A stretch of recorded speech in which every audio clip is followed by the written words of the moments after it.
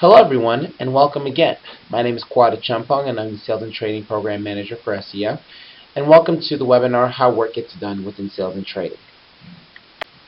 On today's agenda, we'll talk about the day in the life of a salesperson or a trader and the resources used in the industry. Last but not least, we're going to talk about how interns add value during the internship. A day in the life. The day starts at 6 a.m. sharp when you arrive to the desk.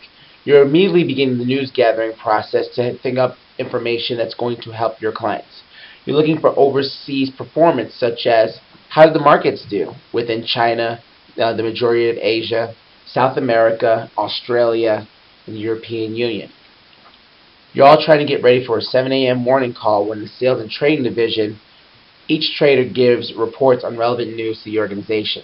They're trying to give information and arm the sales force with information that they can take to clients and therefore drive business and get orders in the door. At 7:15, there are group meetings. For salespeople, they're calling to discuss information, research, and rating changes with clients in financial securities and regions. They're also giving clients recap of morning calls and trader thoughts. All this is trying to help the client think about how the market's going to react, specifically which stocks, which bonds, and also which derivatives are going to be most active during the day. They're also compiling news summaries to send out to clients, reinforcing the phone discussions that they've had. Then at 7:30, there's a group meeting for traders. This is what's called as a trader huddle.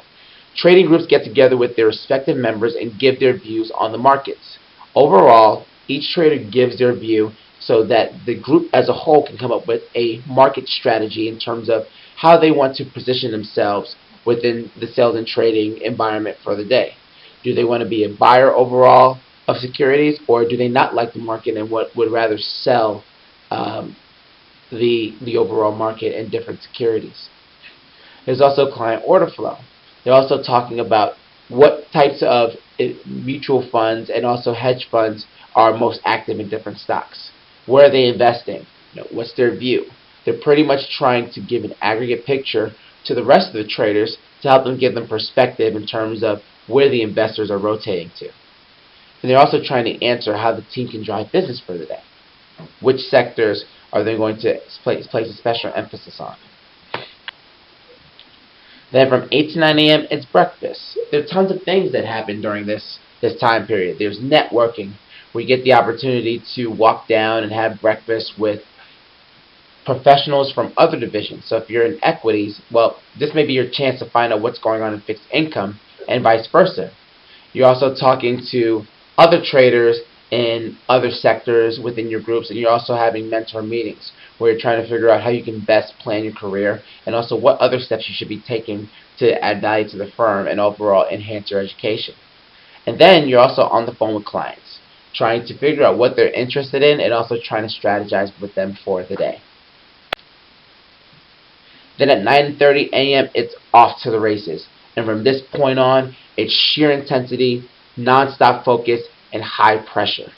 There's pretty much a lot of risk that's going to be involved on the line, so you need all of your focus. From 9:30 to 4 p.m., you're going over the announcement, the loudspeaker, otherwise known as the hoot, telling everybody within the sales force and also with traders what kinds of orders you have.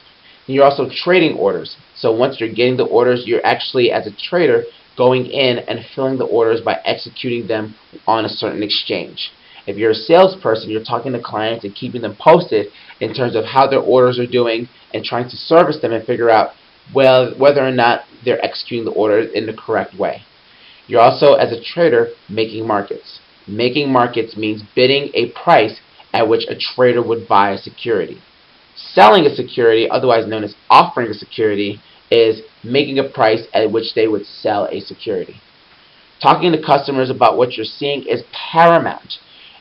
Remember, one of the things they pay us for is not only to just trade stocks, but also to help them make better decisions. And better decisions come from better information, or adding as much information as possible and trying to give information to the client of which he or she does not know.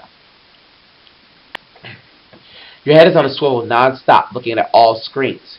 So salespeople and traders have multiple screens on their desk because they have tons of programs up, and it's pretty difficult to toggle back and forth between 8 or 10 programs. It makes more sense to have multiple screens, and you're never just focused on one screen. Remember, some traders handle over 100 stocks or even 100 different types of bonds and securities.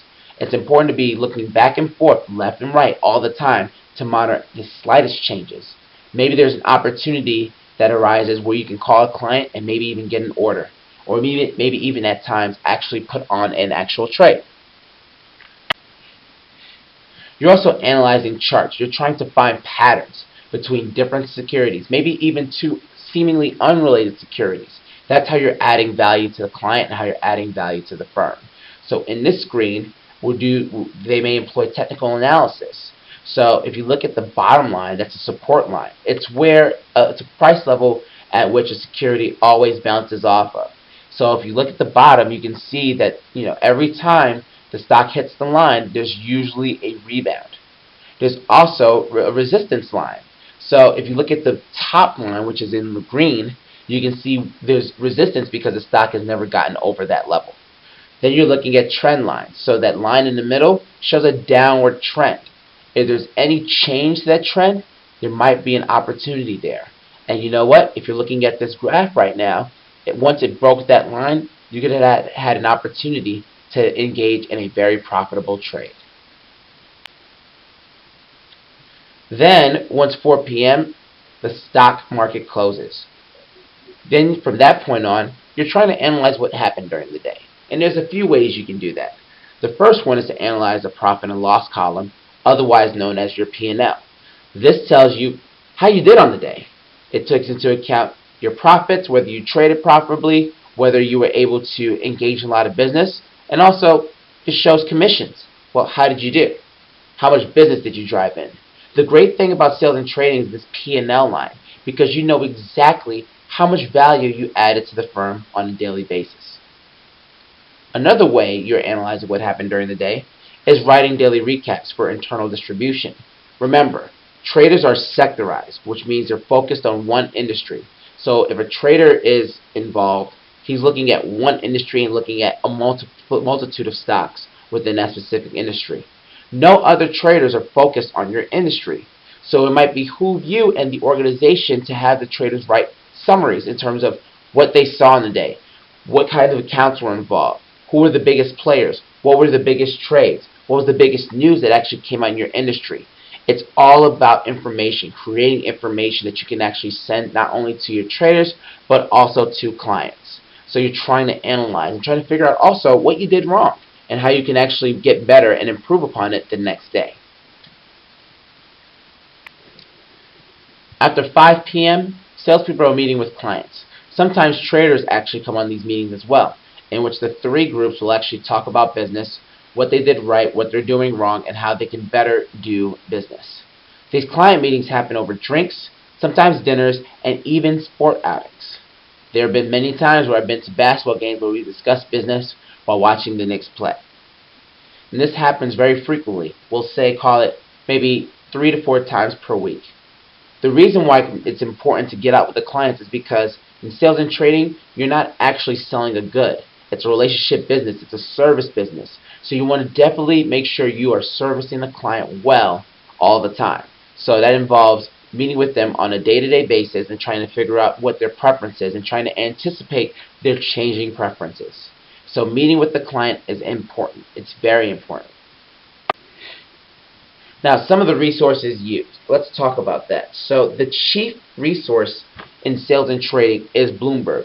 Bloomberg is a research company which has an information terminal that actually sends information through their terminal to the trader. It's very robust. You can look at anything from, looking up the name of a ticker of a stock to charting weather prices to charting derivatives and even finding a database to get involved with more clients. It is the most useful resource that Wall Street has, and it's very powerful. We're also looking at Reuters. So Reuters is also a type of terminal which also gives you information. They also produce news articles as well. Thomson Analytics, which is pretty much some software that aggregates street estimates, upgrades, downgrades, research reports, and also recommendations on stocks. There's also Street Account, which is very important. Now, Street Account pretty much gives you real-time news. It'll send a quick data byte to your email address, let you know whether or not a stock's been upgraded or downgraded, or what new information that's coming out during the day. There are also proprietary databases. So what Wall Street's now doing is really adding money and putting dollars into information technology. They're pretty much uploading all this information and trying to create a more robust and custom database that serves the needs of the traders, the salespeople, and the overall professionals within that specific bank.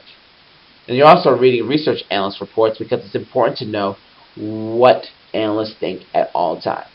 Upgrades and downgrades definitely move stocks, definitely move bonds, definitely move indices. Now let's talk about the interns, you, and the internship. So since sales and trading interns can't trade and can't talk to clients because they're unlicensed, how do interns add value? The number one goal of an intern during an internship is to make the lives of the salespeople and traders as easy as possible. Interns take over initially low-touch assignments. Creating morning research summaries is one. Finding information of which professionals aren't sure is another.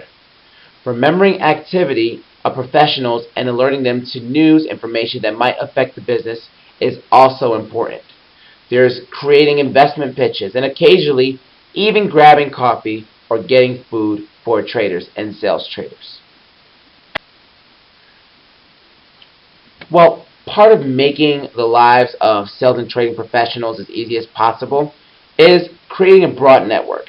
And that's pretty much taking advantage of your internship class. During the first week, any internship, for the most part, you'll be going through training with the majority of the interns that will be participating in the summer internship overall. So, create a broad network, meet them, figure out what different groups they're going to be in, and leverage the group when needed. So, let's say, for example, you're on a currency desk, and a currency trader really wants to know something about bonds, but they don't really have any good relationships with the bond trading desk within your specific firm. Well, if you used your network and actually created a network during the internship, you'll be able to locate an intern that you can contact to find the specific information that the currency trader needs. Facilitating the information gathering process cuts time and allows the information to find you. It's also turning conversations into projects. So a topic will come up with which you're unfamiliar. Do your research after a trader or a salesperson gives you information, and come back with more information and show the trader or the salesperson how you've synthesized that information and how you've taken your understanding to another level. It gives a trader and a salesperson insight into your work ethic. Do security correlations. So sales and trading is really trying to figure out relationships between two seemingly different or unrelated things. So try to study the correlation of different asset classes as they relate to one another. So study relationships between different stocks, commodities, or bonds. For example, something that might be interesting to follow or to plot on a graph would be the oil prices versus airline stock performance. Oil is a very huge input in the airline industry, and you can probably find some interesting information when you actually chart them and analyze them together. Moving on, there's also market summaries. So succinctly recapping market events across the whole desk or group will be very informational and informative for all the traders or all the salespeople within your group. Now, idea generation for trades are also interesting. Now, most of the time, a trader will not actually execute one of your profitable trade ideas. But what this does is it helps refine your thought process. And it also gives the traders and the salespeople insight into the way you think about things. It's very important when they're thinking about hiring you full-time that you're going to be able to think creatively and also critically about what's going on around you. It's also reading as much as possible because that's the only way you're really going to understand this business, especially since you can't trade or because you can't talk to clients because you as an intern are not licensed. It's also doing analytical reports, so doing the things that the first-year analyst normally does. So, charting commissions, writing down profits and loss and trying to calculate value at risk. These are the reports that are run every day. So if you get up to speed on the different types of software that your group uses, you'll be a huge value add to your desk. So that's basically it for how work gets done within sales and trading. If you have any questions, please do not hesitate to email me. Thank you, and I'll see you next time.